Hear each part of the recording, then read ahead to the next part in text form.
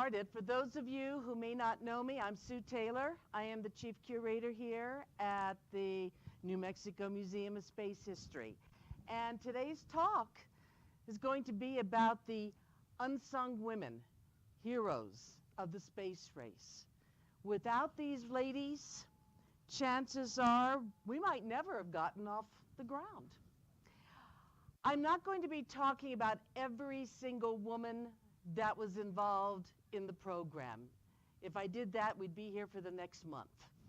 But because this is March, which is Women's History Month, it's why we're kicking off with the story of the women who were involved with NACA. Does everybody know what NACA stands for?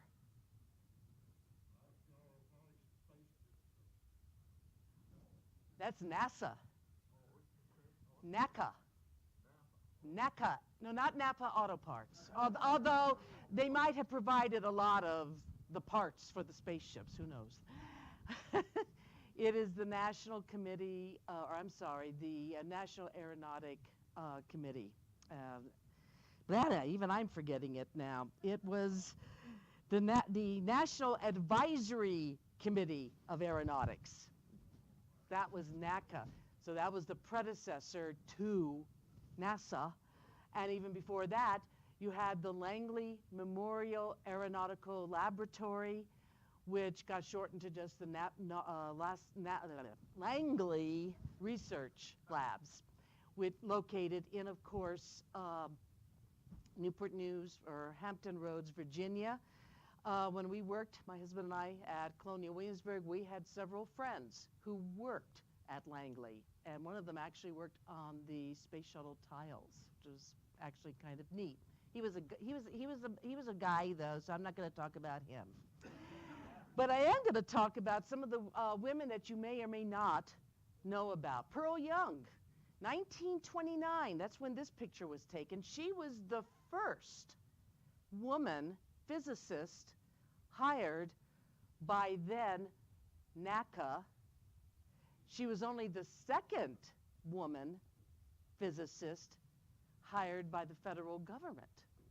And that was a pretty important step at a time, 1929, eve of the Great Depression, a time when our culture has been slowly changing. We've had World War I. Women have been in the workplace. Women took jobs that used to be done by men. Men are coming back from the war. Men are getting a little bit upset about that fact. But women are continuing to make inroads. They are getting educations in the sciences. That was unheard of at that time. And Pearl Young, you can honestly say, was probably one of the trailblazers. Virginia Tucker, she started at NACA as a computer in 1935. So that shows again how early this was going on. She later became a computer supervisor. And when I say the word computer, I am not talking about this little guy. I am talking about people, women. They were the computers. That's why computers wore skirts. Okay, which they don't anymore. What can I say for that? Virginia also went around to all the women's colleges recruiting women in science, in math, who had any type of background that would enable them to be able to calculate all the numbers, all the data that was necessary for running not just the space program, but the rockets and missile programs for the military. Kitty O'Brien Joyner, she started in 1939, and she became the first woman engineer working for NACA. And that was very important. She was also a first in many other ways. University of Virginia had the School of Engineering open to men only. She sued them. She won. She went on to get her degree. And she became a very important asset to the space program. She's standing here in front of the wind tunnels. And yes, I have my notes because I want to make sure I don't make any mistakes when talking about these ladies. You may recognize them, you may not. Someone earlier today asked if I was going to be talking about someone. Chances are they may be on a site that NASA has for all women computers, if they have the information. They are still getting information.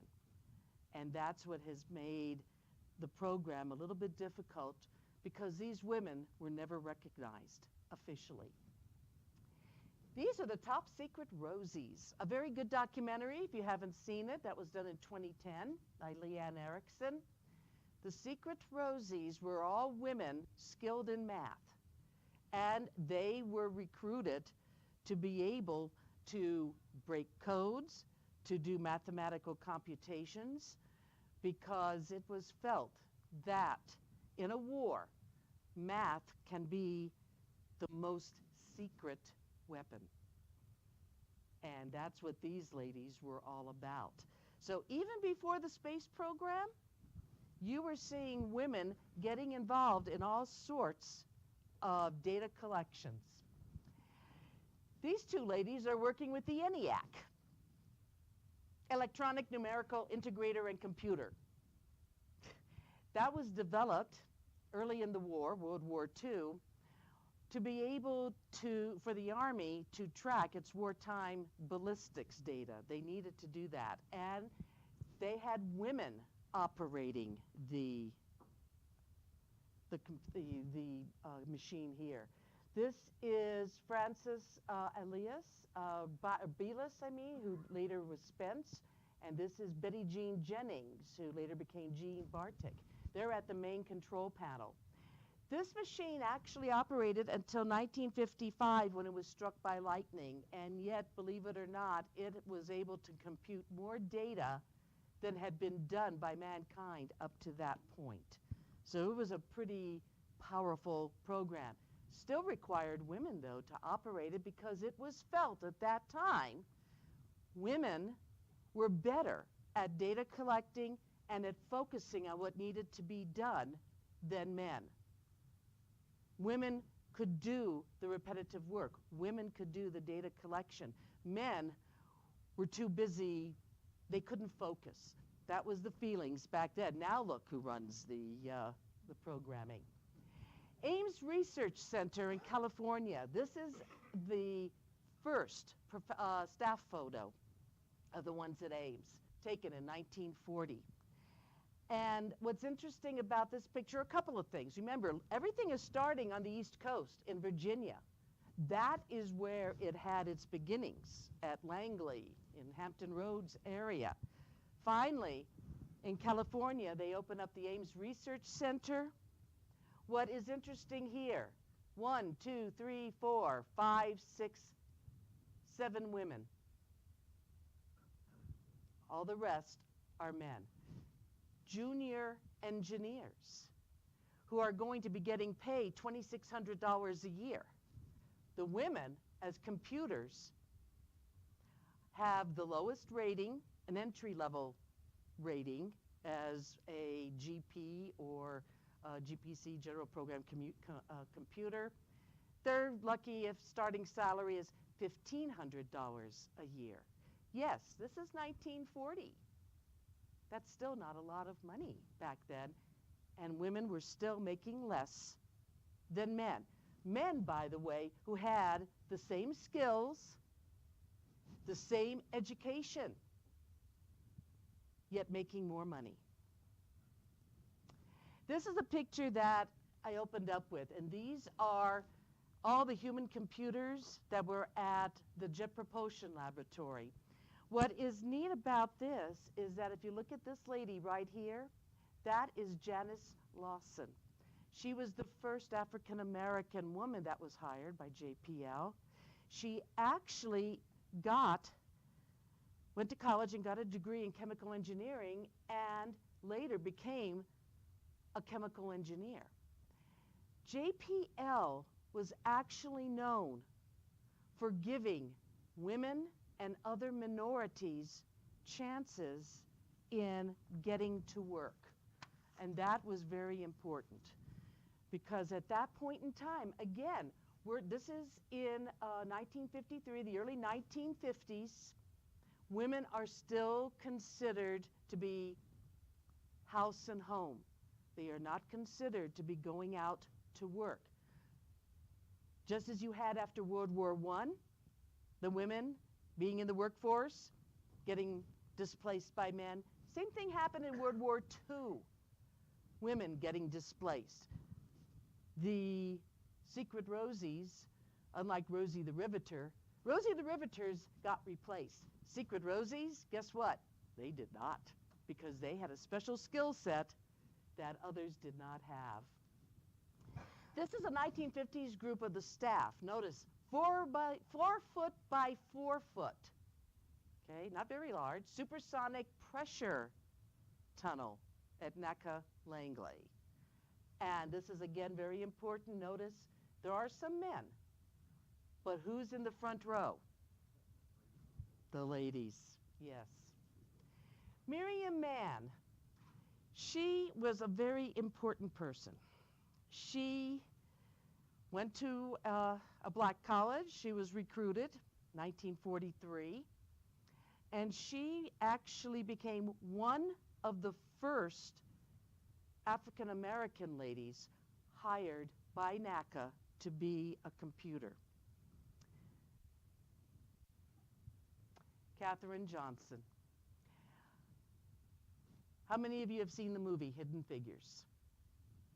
Okay, and Barbie has a Katherine Johnson, which I love. I'm a doll collector. And this is really good because she is the one, from the very beginning, she was a counter. She liked to count. She was a whiz at math. She could look at a problem and immediately see that the computation was wrong. So she is the one that was responsible for computing the trajectories used by Alan Shepard and all the other Mercury astronauts. That was a very important job because without them, they may not have ever made what they were supposed to make. And you know what that is. Their revolutions around the Earth. Here she is at her desk in what is now NASA. And this is her today. She is still alive. She's over 100 years old. And she's still sharp as a whip, bright as a pin. I mean, she is one feisty lady. What's kind of funny is that Legos did a Women of Space. She did not allow her image to be made by Legos, although I think that may be changing. I was surprised when I saw the Barbie. And I went, oh yeah, I'm buying that before she changes her mind. But she was very good with what she did, and she still is. Dorothy Vaughan, again, featured in Hidden Figures. The Hidden Figures book is very specific, and you get a little bit more information than you will from the movie. But the movie itself is very well done. Shatterly herself liked the screenplay that was done. She was an advisor for it. I went to her lecture a couple of years ago at NMSU in Las Cruces, and she was saying how, yes, for a movie, you had to take the book and compress it. So there are a lot of different people involved with the stories that's being told by these women. But the stories are real. That is the bottom line. She became, she started out, again, in 1943. She left teaching science at a school in Upper Virginia for what she thought was going to be a temporary war job. This was during World War II.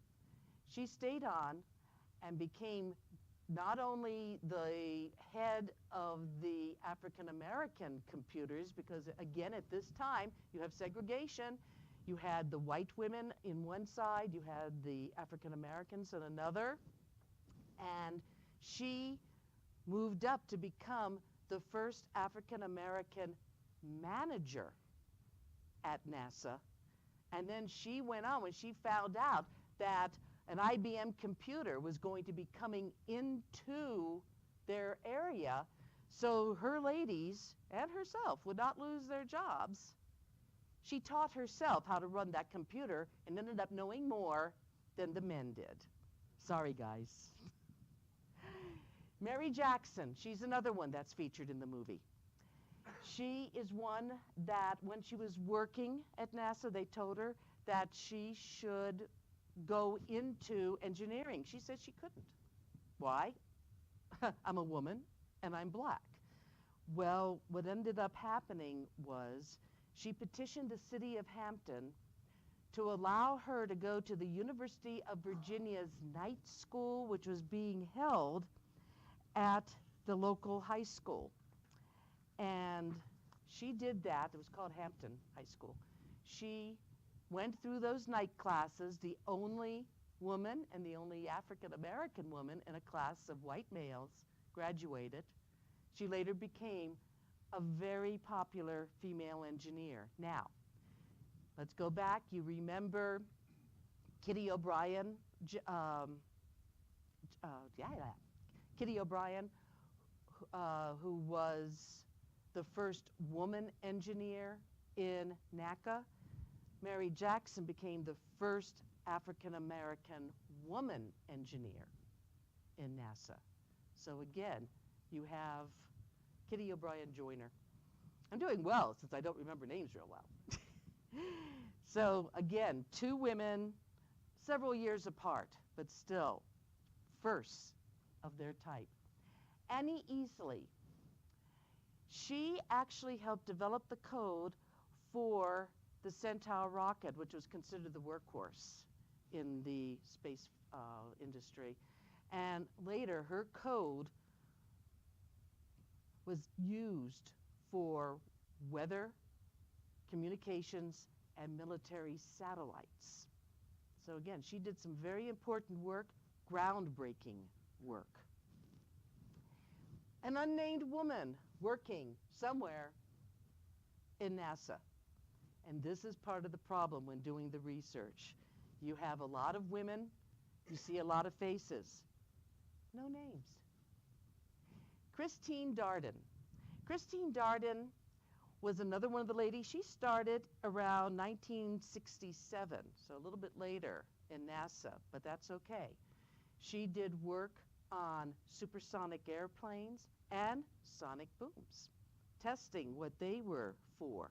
So she's had a 48-year career in aerodynamics. And yes, African American. A lot of African Americans were employed by NASA. Between NASA and JPL, they again were giving minorities and women a chance to do what needed to be done. Melba Roy, she's another one. She actually worked on creating data for the ECHO satellites in the 1960s. So that's, she did the tracking, she did all the data collecting, and again, what she did, hello, what she did,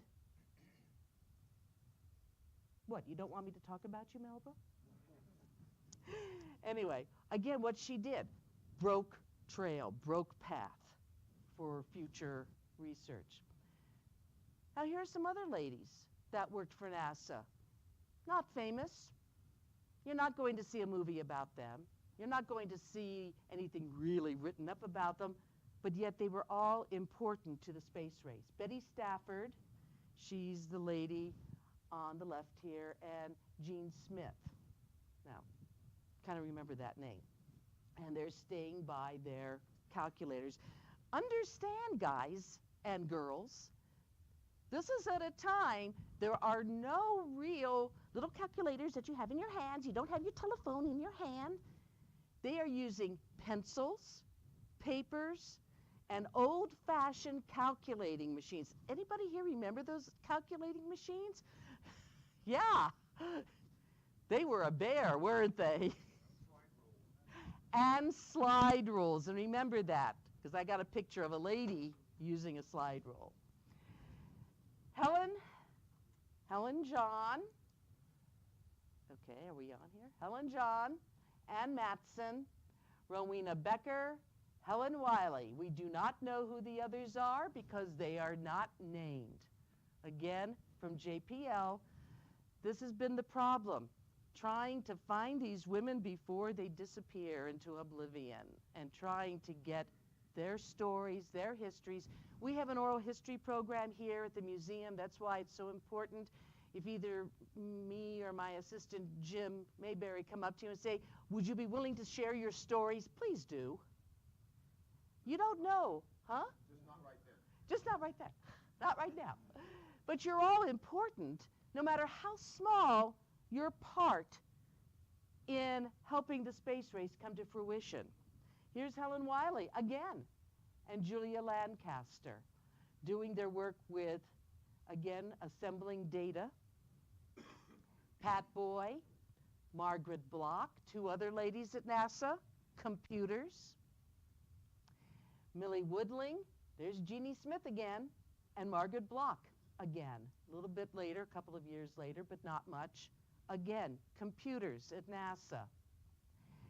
Phyllis Bullwald, she was a research analyst, and she actually worked with developing data for temperature prediction measurement systems that were used in the satellites.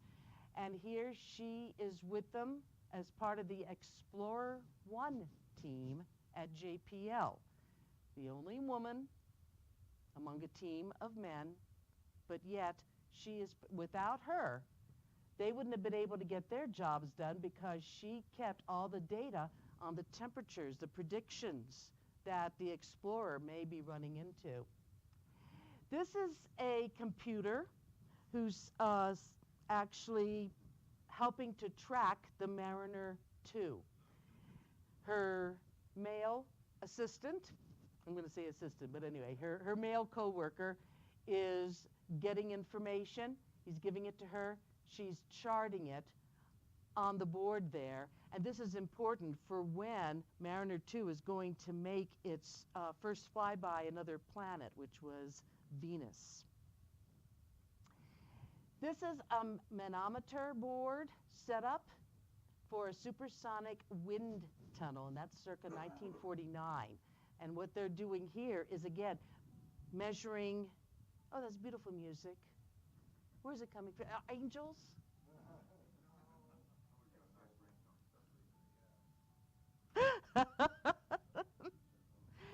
Manometers measure the amount of atmospheric pressure, of the amount of pressure that's being generated. And just to give you an idea, if you thought this was an easy job, here's Doris Rudd Porter. Those are the tapes from the manometers that they had to take off and go through all of that to get the data that they needed for their information. Again, a very important job, especially if that got tangled up. You really were in a mess. Here's a computer, again unnamed, but she's with the Frieden machine, and that is one of the machines that was manufactured by the Frieden Company that the women computers were able to use. This is at JPL, and this is the Dryden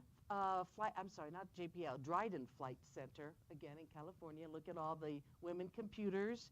There's your Frieden machine again. And here you can see pencil, paper. Lady back there is using a slide rule. And we have from the left, Geraldine Meyer. We have Mary Tutt Hedgepeth. They're both with Frieden calculators. Emily Stevens is conferring with an engineer over here. You have Gertrude is working an oscillograph. That's over here. And you have Dorothy Clift Hughes. She's the one working with the slide rules. So these are, we were able to get some names of some women. But again, not a lot. They are at least being recognized. Eventually, computers, machines, are going to make their way into the workplace. And here is the first one. It was an IBM Type 704. It was an electronic data processing machine. And it was expressly developed for computations for aeronautical research at NASA. And here is a computer working with the computer. Even though computers, machine computers, could churn out some good data, they were still not considered a viable replacement for the women computers, who were still considered the best in giving you reliable data. And that's important, because even machines, the machines were not really considered reliable. John Glenn, even though the computer at the time of his flight had come out with his trajectory, he didn't trust it. He wanted Katherine Johnson to rework the numbers. He would trust what she came out with rather than the machines. So that's kind of neat when you think about that. And here's another computer in front of the computer. It's the same computer as you saw in the previous slide, but you can see here they are doing their flight plan for the moon.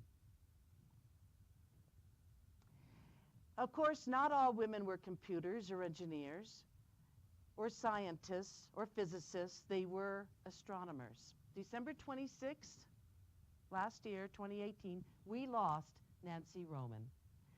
She was not only considered the mother of Hubble because of all the plans that she worked on for the Hubble Space Telescope, but she was also the first female executive at NASA.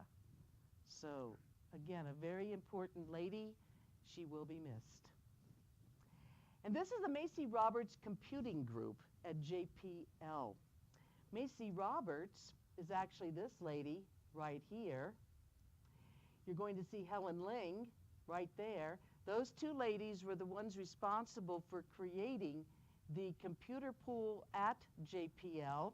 This lady in the back is Barbara Paulson. I'll talk about her in just a minute here. What's interesting about this group, again, notice the machines that they are using. They're all the Friedens. And when, at one point, Macy Roberts stopped, she moved on to another job, and Helen Ling took over the supervision of the pool. The ladies got very upset when they were starting to be called computresses. We are not computresses. We are Helen's girls. So that's how that name came about. Here's Barbara Paulson. She's receiving her 10-year pin from Bill Pickering, who was the head of JPL at that time. She was important in that she was doing the tracking and collecting the data for when the, I knew I would forget that one. It was on January 31st, 1958, for the Explorer 1. She has a cute story where, as she was sitting at her in front of her desk, and she's getting all the information fed to her from the Explorer 1 as she's computing all of that. What was kind of neat is that she talks about Dr. Feynman. He was a very famous physicist who was at the Los Alamos Laboratory during the Manhattan Project, and she said that he was standing so close behind her, she could feel the breath on her neck, tickling the hairs on her neck. Yeah, I mean, talk about breathing down her neck. He really was. But she's taking all that information.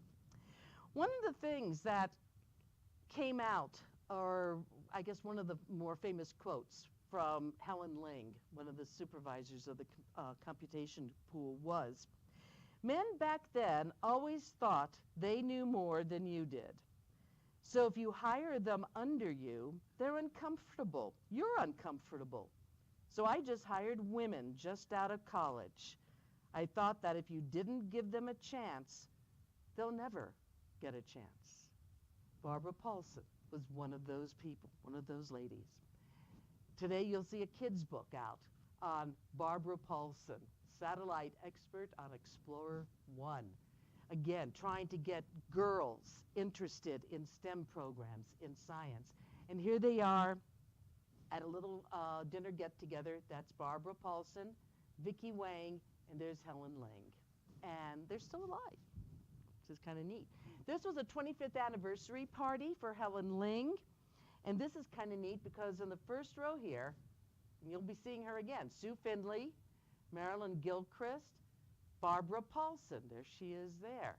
You have Irene Smith, Helen Chow Ling, Sylvia Lundy Miller, Mary Nixon, Judy Wakely, and up here we have Cynthia Lau, Suzanne Cheeve, Victoria Wang, Linda Lee, Kathy Tulene, Margaret Ferens Brunn, and Jean Jordan. So this was at a house. This is just a snapshot Barbara Paulson took of the ladies getting together, just celebrating 25 years of Helen's being their supervisor. This is Sue Finley. And Sue Finley is kind of a neat lady. I think she was very pretty when she was young. You just heard her name back in the other one, on the other photo. She's what, early 80s? Still goes to work every day to NASA. She is still active. She is still involved. And she started back in 1958 in NASA. So she started out as just a lowly computer, moved up, got her degrees. She calculated mathematical computations, equations. She's worked on, and again, I wrote this down because I could forget, the Venus Balloon Project, the Mars Exploration Rover missions, and the Juno missions. She's now a subsystem and test engineer for NASA's Deep Space Network. So she has definitely been around. Here she is now. She's shown next to a model of the Voyager 1, which she was very instrumental in working with in the 1970s. And this is a model of the Juno Spacecraft. It's on display at JPL. She worked on designing the tones for the Juno. She's now working on pizza box size receivers that can be used for other small satellites in the Deep Space Network. She says, "I love coming to work. You learn something new every day." So, and this is one of my favorite pictures. This lady, you have a lot to thank for. If it wasn't for her, and as you can see, her and her team, I mean, she did have a team. That's how you get things done at MIT. This picture, this picture, this picture, that's her code that enabled Apollo 11 to get to the moon. She was working on the lunar module and the command module onboard flight software. And she is the one who coined the term software engineering. That is what she did. And when you look at the amount of code, all that can now be included on your cell phone, which is rather interesting when you think about that. But that was the Apollo guidance software. Here she is receiving the Medal of Freedom from former President Obama. I love the look on her face. She's like, yeah, I'm here. I did this. Still alive, still very active. With this talk, you'll find on the table over here, I printed out a copy of the images that I was able to find and who I have to thank for it. You'll also find a copy of my bibliography. There is just so much information out there on all these women. And I recommend very highly that if you are interested in learning more, do check out these books, especially Maria Weinstock's article, Margaret Hamilton, where she talks about not only that famous photo I just showed you, but she talks about the work that Margaret Hamilton and her team went through to develop that very important code. We also have The Rise of the Rocket Girls by Natalia Holt. I read that book when it first came out, and I was really excited by it, and I always hoped that I would be able to do a little talk about these women, bring these women into the light, let people know about them, let people see the important contributions these women made. Yes, the men did some too, but if it wasn't for the women, they wouldn't have been able to do their work. They worked together hand in glove. That was what made the space program and is making it a success today, the teamwork. So, any questions?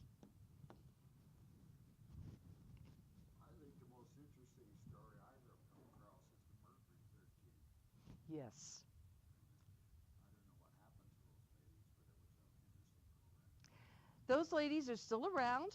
They started out going through the same rigorous training and examinations that the men went through at the Lovelace Clinic in Albuquerque. And everything was kind of chugging along, and then all of a sudden it came to a very abrupt halt, and it was not allowed to continue. Apparently, politics, and I hate to say this, but it is the truth. There were some men who felt that women were not yet ready to go into space. So, a lot of stories out there about the Mercury 13. Some of them are still alive.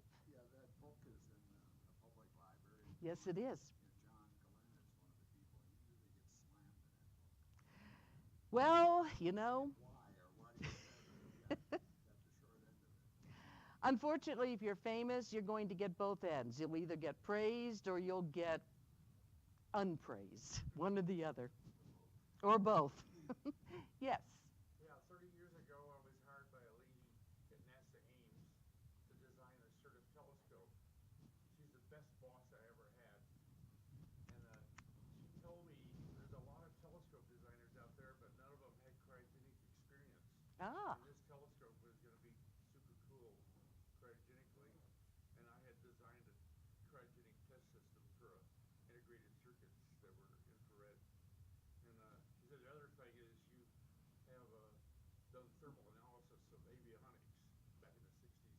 And said we're going to need good thermal analysis. And so she even bought programs like TAC2 for me to do thermal analysis kit. And yeah, she was great. She knew what, she built a team. Did I you? wasn't the only person. Can you remember her name? That's what I'm ashamed to say I can't. I can't remember my name. Welcome to the club. Well, they'll come to you eventually. Yeah, Jim. in the early days of NACA and NASA, did the male engineers and the male scientists, did they ever show solidarity with these women and say they should be getting paid a little closer to what we're getting paid? Oh, what do you think? I know. I was hoping there was one out of the crowd you could point to and everything. Unfortunately, it's always been an uphill battle. Yeah. And there's still a glass ceiling today. I mean, you have women scientists and engineers and physicists, and they are making good salaries, but depending upon who you are working for, there is still a glass ceiling that may prevent the women from earning what their counterparts with the same education and everything have. It's slowly crumbling, but it's still going to take a few years, I think, before that will really happen. It's sad. It is, because if you are doing the same work, equal pay for equal work, you know, that should exist, but early on it wasn't considered important because Well, why should a woman be earning more than a man? A man is the support of the household.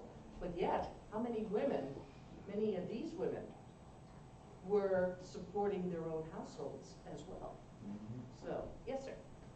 I just want to point out that as little as 20 years ago, I was a recruiter for the Naval Sea Systems Command for entry-level engineers. And ultimately, we hired about 3/4 of the new people coming throughout the entire country for Naval Sea Systems that were women. I want to point out that because the government is an equal opportunity employer, that's a very good thing. Made no difference between sex, race, etc.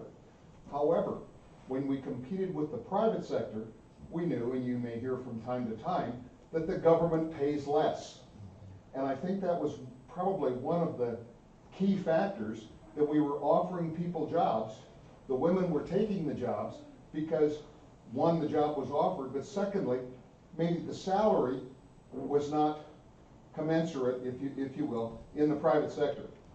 So in 10 or 15 years from now, when you hear stories about women being very successful in the Naval Sea Systems Command program, which includes Poseidon missiles and such, it's not that the people were any less capable, it was the fact that they took a job and excelled in their government jobs.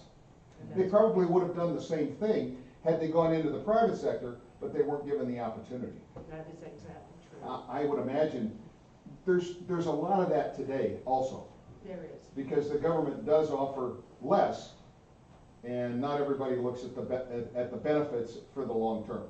And that's where JPL and NASA came to the fore, because they were one of the first agencies in the federal government to start hiring women and minorities and giving them a chance. And as Helen Ling said in her own section at JPL, had she not given the women the chance, we may never have gotten it. So that's all. And even though that was back in the 50s, in many cases it's still valid today. Yes, sir, you had your hand up. Bill Gates made a comment in Saudi Arabia. How do you expect to advance when you're prohibiting half the population? Thank you. Yes. It's true. Yes, sir. I'm just wondering what proportion of the NASA workforce today is female? I don't know. I know that at one point it was something like 20%, but that was a few years ago. I think it's much higher now. Yeah. I started college in 1962, went to a small engineering college in New Jersey. The only degree you could get was engineering. Our freshman class was 600 men and the first 4 co-eds ever at that school. 62. 1962. And that wasn't that long ago. No. Yeah. Okay. Any more questions? I hope you all enjoyed the program today in a celebration of Women's History Month, and I do hope that you will come next month. I believe our director, Chris Orwell, is doing a program on something. But I think it's on Apollo. I believe it's on Apollo's 50th. So he'll be doing that. Apollo 9 and 10. Thank you. Yes, sir. I have a question. You know, with Facebook and all these things, Twitter, basically covering every gamut and every interest and so on, have you put out a question on any of those requesting information, or if people know about aunts, uncles, or whatever that were involved in that program? Try and track down the names or track down information about those people that were involved. No, I have not done that. I But believe know Facebook others has. Who have. I believe we put it out on Facebook Yeah. asking Yeah. for it. And Somebody else have NASA and some of the companies have been doing that like crazy. Yeah. Yeah. And by the way, most of the information on these ladies didn't start coming out until the 21st century. A lot of the sources that have been printed since then, articles and all starting in the 2000s. Yes. I wanted to make a comment about female workers. When I worked at Los Alamos National Lab in the 80s, I worked on one of the projects I worked on was the nuclear-driven laser that ended the Cold War. Well, I selected a female draftsman to work for me, and she solved one problem that would not have worked if she hadn't solved that problem. She's just a designer. Today, she's a multi-millionaire. She owns a bed and breakfast in Los Alamos, and she also owns, which is one of the best places I ever stayed. It's called North Road Breakfast Road. North Road? Something in. I have to remember that.